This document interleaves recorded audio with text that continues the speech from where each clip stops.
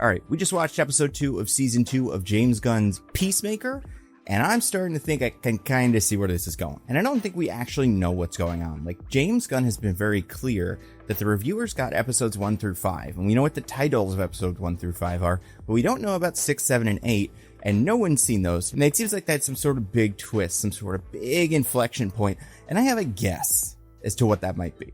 And we will talk about that in this video. But I just want to go over all the things I liked about episode 2, which was a lot. I think there was a lot to like. I think this is potentially a better episode than episode 1. And I want to talk about how it set up things for the future. This episode opened with Rick Flag Sr. getting the job as head of Argus. Overall, I think I'm into what Frank Grillo is doing here. He has this great energy of like exhausted by everything that's going on, and also really angry about what happened with his son. And I love that it turns out pretty much he took this job so that he could find that information out, because it had been hidden from him by Waller, because it made her look really bad. And if Rick Flag Sr. found out, he maybe would have killed Amanda Waller. He still might. Probably not, because she's getting a show. But either way, it is interesting that right now he is all we have in terms of an antagonist. I don't think that would be the case over the long term of the show. And it's fun because if you know this character from Creature Commandos or the Superman movie where he appears briefly, you'll know that he's like not a bad guy. Clearly, what happened with his son made him angry, and he has a lot of axes to grind. When it came to his characterization in Creature Commandos, like, yeah, he's kind of dumb, but it doesn't seem like he's going to be the kind of character that is going to hold this over Peacemaker's head forever. I imagine there's going to be a moment when they team up to do something about whatever the big problem is, and that's going to feel really satisfying. And I like that Frank Grillo has become like the center of this universe, kind of, maybe the most consistent presence in the new DCU. I imagine that will change when they make the Supergirl movie, but still, I think it's cool. It's the Nick Fury, basically. I will say, and I've seen a lot of people saying this online, and I'm glad, because I had a feeling this would be the opinion over time, but I didn't know he would come to it this quickly. I do really like the intro for this season.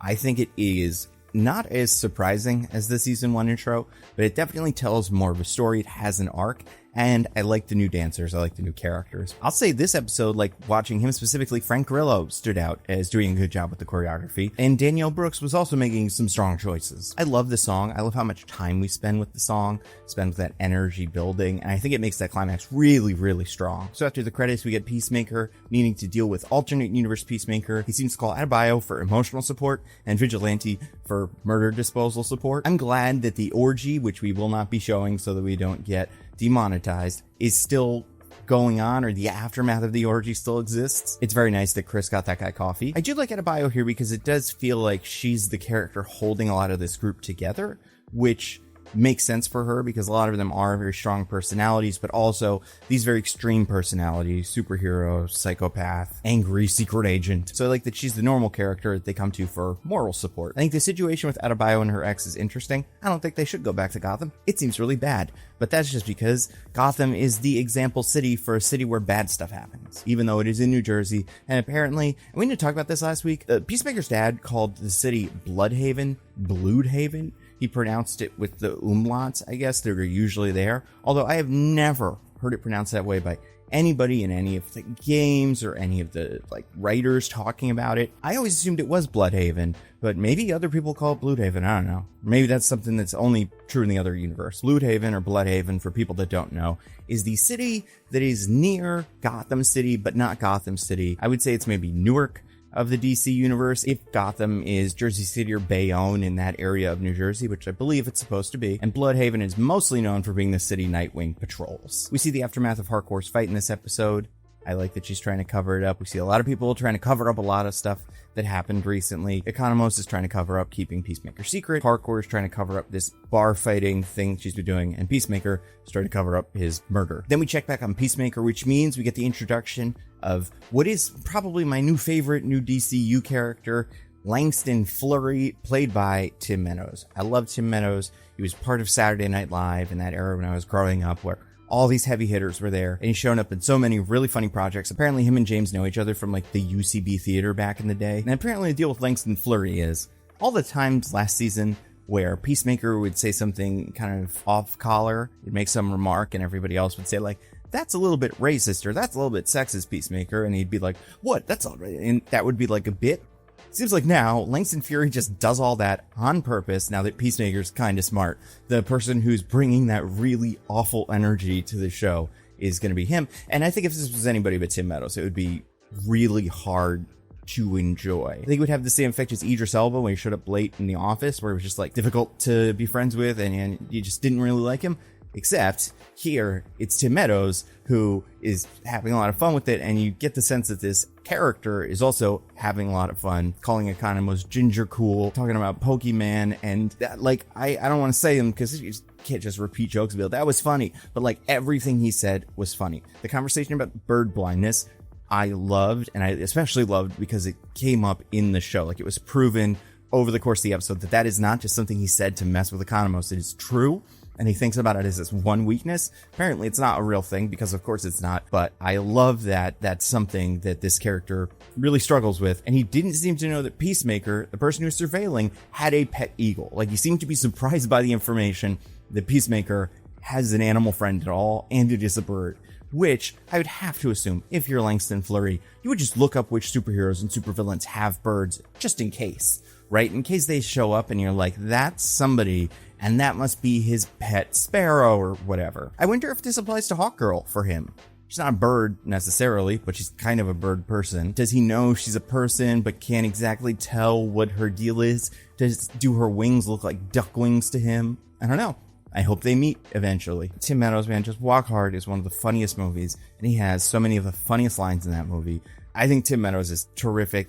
He's a great pickup here. I imagine I would be having no fun with this character if it was anybody else. All right, so Peacemaker finds the phone. That's Peacemaker version 2's phone. This is the only window we get into what I'm calling Earth 2, but it shouldn't be called that because that is like a thing in DC Comics. But like in this second version of Earth, Peacemaker has an iPhone. One thing that's like kind of interesting, we saw the phone screen. It's got all the standard Apple app tiles, but it also has the one for Apple TV, which is interesting because that's not the one that makes Peacemaker. You kind of assume it would be HBO Max, unless maybe there's something wrong with that version of Peacemaker, and then maybe they don't want to use HBO Max because they don't want it to be associated with whatever he ends up being. I think that's cute, and it has to be intentional. There's no way some intern accidentally put the Apple icon on and then just everybody at HBO was cool with it. Okay, so Chris flipping through the pictures is the only window we get into what I'm calling Earth 2. We don't see a lot of other people. It's all hardcore because the album he's going through is pictures of hardcore. Who he calls Millie? M-I-L-I-E, Millie, calling Millie Vanilli. I don't know if anybody remembers them. They don't really matter. But like, say the word Millie to someone over the age of 35, and that is the thing that comes into their head. It was a band, and they got caught lip syncing. It was a big deal. It's fine. I'll save what I think is interesting about these for the end, because I think a little bit of that comes in later too. But let's say, I like this idea of this flashpoint, this It's a Wonderful Life of Peacemaker, like looking at this world where he was different and everything went well for him and he was happy.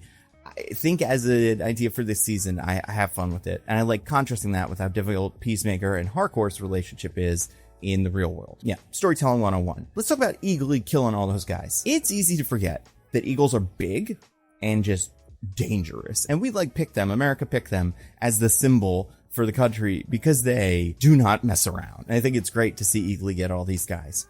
I'm glad none of them were able to shoot Eagly. If they kill Eagly on this show, I will be very upset. It seems like that's kind of what Michael Rooker's character's deal is going to be. Not necessarily killing, but stopping Eagly. And again, I love that Tim Meadows' character's weakness is birds, and he has to deal with a bird. It's very good. Speaking of Flurry's crew, I needed to learn what a Cupid doll is. I was not familiar with those, so yeah, cool. All the other names made sense and were funny in the way that, he's a character from a different kind of show. It doesn't make sense here. That is what these characters would be called in a Predator or something like that. Even for Predator, I think it's a little much, but still, I think this is fun. I think if Flurry was not established so quickly as just the most abrasive jerk, and on the other side, being played by an actor I just love to watch, this would all be quite grating.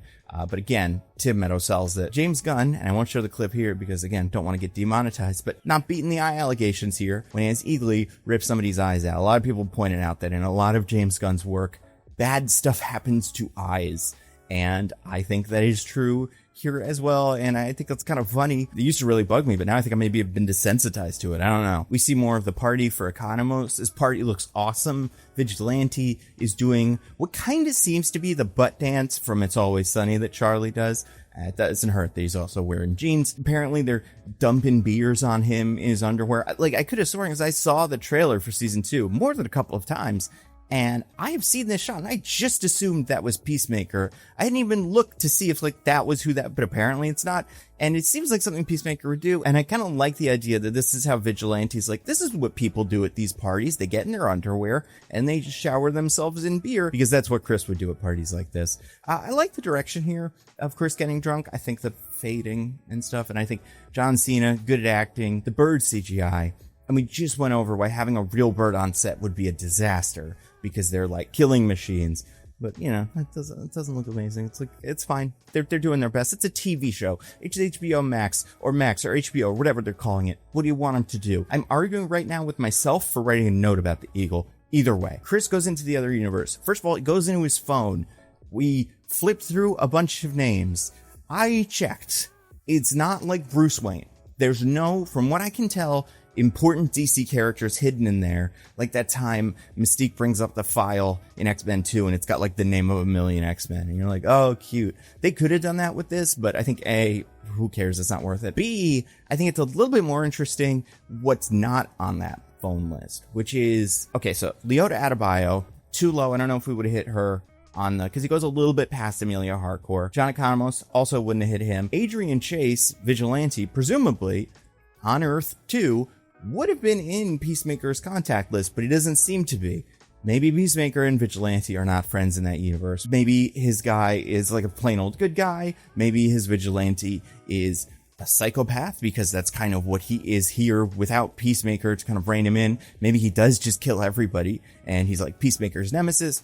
Or maybe he feels more like the Vigilante from the comics that a lot of people complain the regular Vigilante on the show isn't really that much like. They have a lot of options for that, but I hope there is some sort of really weird, meaningful relationship between them. It would be really funny if those two are like in a relationship in the other universe, Vigilante and Peacemaker, and it's something Peacemaker needs to hide. Because another thing we saw in the Next Week On, and I don't want to go through all of the Next Week On, but I'll just say, like, the brother says, you're disappearing more than you used to. So it would suggest that this version of Peacemaker does have some secret. Now, it could be that he's part of some underground resistance or something, but it also could just be he's in a relationship, maybe like a star-crossed lovers Romeo and Juliet thing with Vigilante, a plain old supervillain in this universe who he is not supposed to be with, potentially, because, and we're almost there, but I still have one more thing I want to talk about. Peacemaker goes into the alternate universe, and his dad says, has anyone checked that woman? And he uses the name Karen. Now, Karen could just be a name. Obviously, you know, that's not Amelia, but maybe that's like the rebound girl here. Two interesting Karens. One, Bumblebee, a character who is part of like the Teen Titans and people may be familiar with, probably would be familiar with from that, is named Karen. And I only know that because I Google it, because I just, it's when this happens on a show like this, I automatically bring up Google. I'm like, who's this? Right. That one, not that interesting. The other one, though, Karen is an alias of Power Girl. Power Girl is from Earth 2. Power Girl is the Supergirl from Earth 2. I'm not convinced that they are on the actual Earth 2 from DC Comics, like the Golden Age, you know, everything that happened that you heard that was kind of a rumor about, oh, this is the first Green Lantern, kind of what the Justice Society is. And like, I'm not going to pretend I know everything about Earth 2, and it gets complicated. Marvel doesn't really have this problem. They have like the Ultimate Universe, but that was very clearly built as like the next thing. Whereas Earth 2, from what I understand, is kind of a retcon, a way to merge ideas into Earth 1, the main Earth. And one of the big ones is that Kara Zor-El, Supergirl, on that universe, looks different, and the most famous thing she is known for is she has shorter hair and a bigger chest and like a boob window, which some authors have tried to like rationalize in ways that I don't think really works. It's a very specific costume and the nerds love it, and just it's what she looks like. Now I think it might be a little weird if Millie Alcock was making an appearance in this show and she was the Karen he was dating, because she's quite young. And Peacemaker's older. Like, John Cena's at least in his 40s. But Kara, at least in the David Corenswet version of these movies, appears to be like 21. She's drinking. She's a party girl. She's like in her early 20s at the oldest, which means that would be a weird age gap relationship. But like, it could be a different version of Karen. We could cast somebody completely different to play like the Power Girl Earth 2 version of Karen. And listen, this is not my big think about like what's going on, secretly. But I do think that when I heard Karen and then it's saying Power Girl, I had been thinking about like, what Earth is this? Is that something that will be revealed to us? And I think it will. Like, I think we'll be given a number. They said there's doors to 99 other universes. So, like, I think we will get a number for this if we haven't already and I missed it. Like, same way that I missed that apparently the brother is called Captain Triumph. That's the name of his superhero, which another Golden Age superhero from like back in the day that nobody really cared about. So they were able to use the name, but also that would fit the Earth 2 aesthetic. And Peacemaker's like a Charlton Comics character who got folded in. He's like what the comedian is supposed to be in The Watchmen. But it would make sense if Earth 2 is like the simpler version of Earth, who has the heroes and like maybe who even has the Batman who like carries a gun, like the original Bob Kane version of Batman. And that's just what Peacemaker is. He's just like a normal one of those. I don't know. I'm not saying that again. I don't think that's what this is. I'm just like the name Karen. Interesting to me. But okay, so let's talk about my observation here. And I would say in terms of like what I'm seeing from the show, I'm going to give it like an 80% that I think this is what's going on. And it mainly comes from one thing. And this might be a spoiler, so potential spoilers from here on out, but this is my thing that I think is going on. I've seen the case made that Earth 2 is the white supremacist universe, and I'm kind of convinced that might be the case. Specifically, it might be Earth 10, which is the one where the Nazis won the war, which is always like, they kind of, I don't want to say boring, because there's been a lot of good historical fiction written about that, but it is in 30 Rock at one point, Jack tells Liz that he writes historical fiction on the side, and his example for one of his books is, what if the Germans had won the war, Lemon? It's a Man in High Castle. It's happened a lot. From what I'm reading, Earth 10 involved a Nazi Superman. I don't think they're going to go that far, but like, what if that's the Earth we're dealing with, is Earth 10? I say that for two reasons. One, logically, they focus so much on John putting in the numbers. The codes to both Earths are the same. I've looked up different people's readings on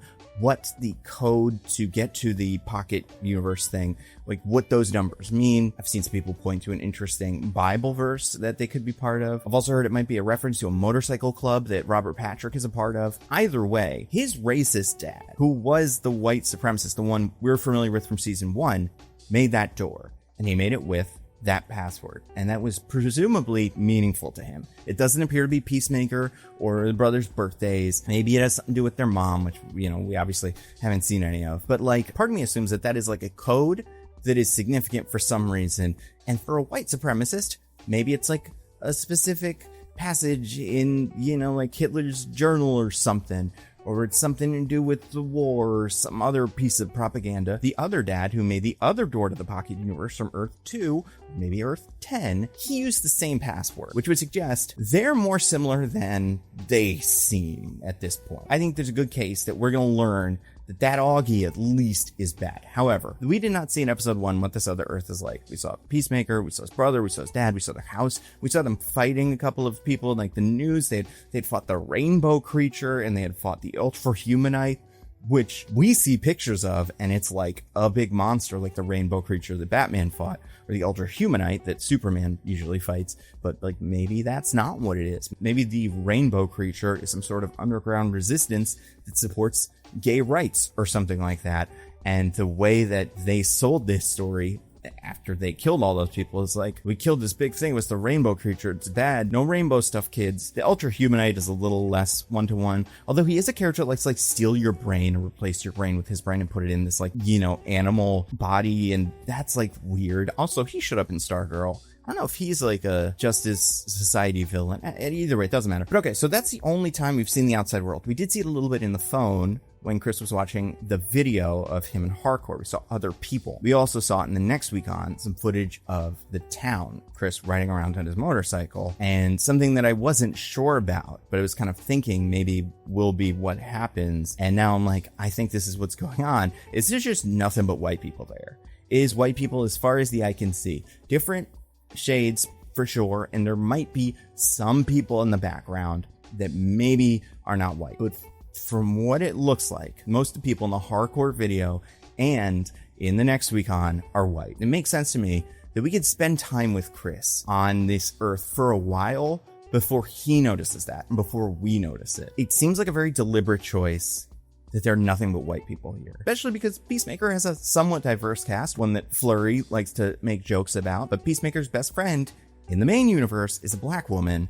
We haven't seen any of her. We haven't seen any of the other characters. Like, we've seen a little bit of Hardcore, but like, it seems like she just does not exist. Also, I feel like the way that Hardcore is dressed, and I know the way that sentence sounds already seems like a problem, but in the intro, she's got a more kind of conservative outfit on. Not that this character is traditionally wear, but like she tends to wear very like tactical clothes, you know, the jeans and like a tank top, whatever she can fight well in.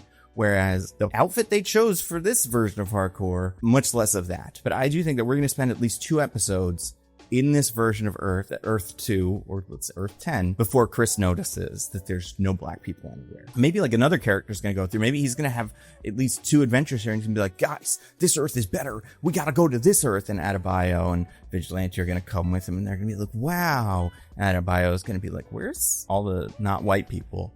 And then Chris is going to be like, what do you mean? Like, everybody here is white. Oh, I didn't notice. Yeah, of course you didn't notice, but like, what's going on? And then that's when Chris will start looking into what's going on and figure out that like, maybe his dad was part of the regime that put this all together. I think James like is smart, very socially conscious. I doubt he would write a show where there's not some sort of hitch here. And this is a perfect universe. And the dad who was a Nazi before is like crushing it here.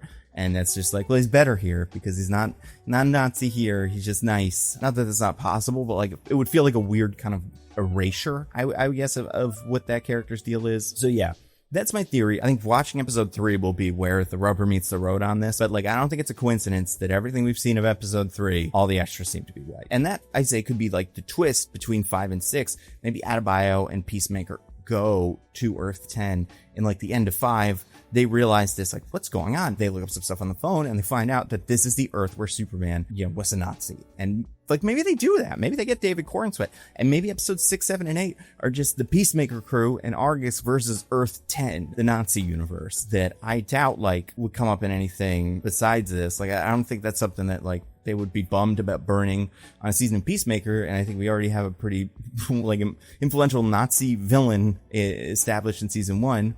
So like, it would be an interesting way to heighten with that character if we give him a world where he is in charge.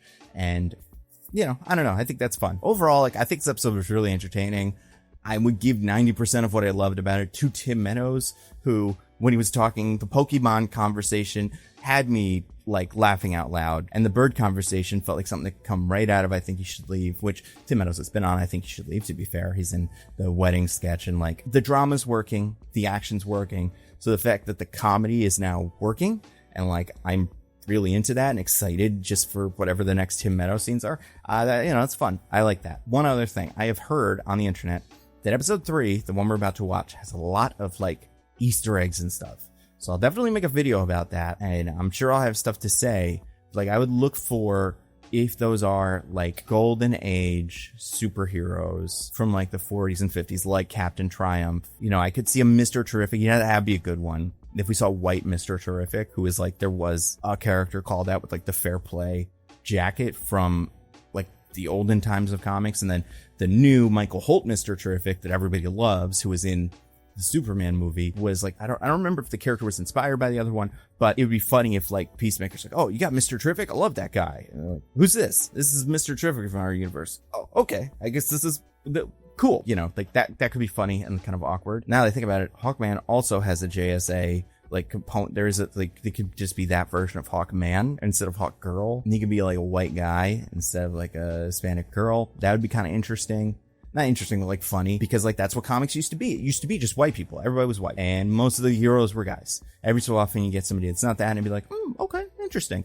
But then obviously things changed, and I think comics, like a lot of media, it took some time, but like some of the stories and characters that people love, like Black Panther, Storm, a lot of what the X-Men did. I'm assuming there's DC versions of those as well. Those become like some of the most popular characters in their universe, because I think the comic community was really excited about those characters, and they have had like really cool stories, they've been well written, all that. So I think it could be interesting that like the world Peacemaker's going to is not just like the yesterday world where everything was simpler, make America great again, all that stuff, the world that was great before, but also the golden and like silver ages of comics. And I don't know all the ages, but like the age where like everybody was white. I could be wrong about this. You could be watching this video in 3 weeks and it's like, well, no, that wasn't it. They're all robots or something, like this is all a simulation by the Music Meister. And the last 2 episodes are all dancing and singing, which I think would be pretty hard to believe considering how uncoordinated some members of the cast are. But I don't know. That's where I'm like planting my flag now.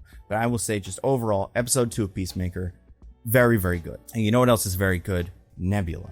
And obviously, yes, the character Nebula is very exciting, but I'm actually talking about the subscription streaming service that I and a bunch of my YouTube friends helped to create. And basically the pitch for my channel on Nebula, all my videos go up early and ad-free on Nebula. So like this video, you're watching it right now, it was on Nebula just maybe like a couple hours before it went live. But like my next video on my Nandovi Movies channel, that's going to be up probably like a couple weeks early. So like you get access to the videos early, ad-free. Lots of other YouTubers you already like, some of them who talk about comics and movies and stuff like that, are already on this platform. You got Patrick Willems, Captain Midnight, Princess Weeks, just added Shea Frillis Productions, who I love, obviously, and we're always adding more. Then we also have originals that we do. These like really high quality productions. Sometimes they're like videos. We've done documentaries. We did a play once. We're doing a series soon that is a scripted drama. It's an anthology in the vein of Twilight Zone and Black Mirror, but instead of being about science fiction stuff, it's about complicated human relationships that take place in New York City. And one of the episodes, called Power Trip,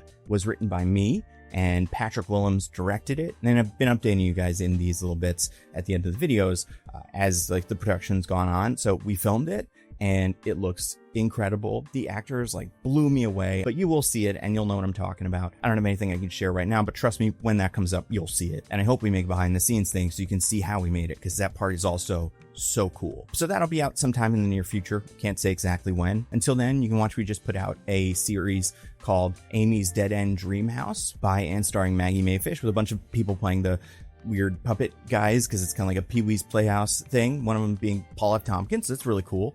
And it's very fun. And again, it has the feel of one of those children's shows, but for adults about adult problems. And that is very cool. And we're putting new episodes of that out weekly on Nebula as well. And the best part is a yearly subscription to Nebula is a steal. It's $60 a year, it's $5 a month. But if you go to go.nebula.tv/thenandocut, you can get Nebula for just $36 a year. That is $3 a month. It is an incredible deal. Go check it out. All right, thanks everybody for watching. That's all I got. Stay safe.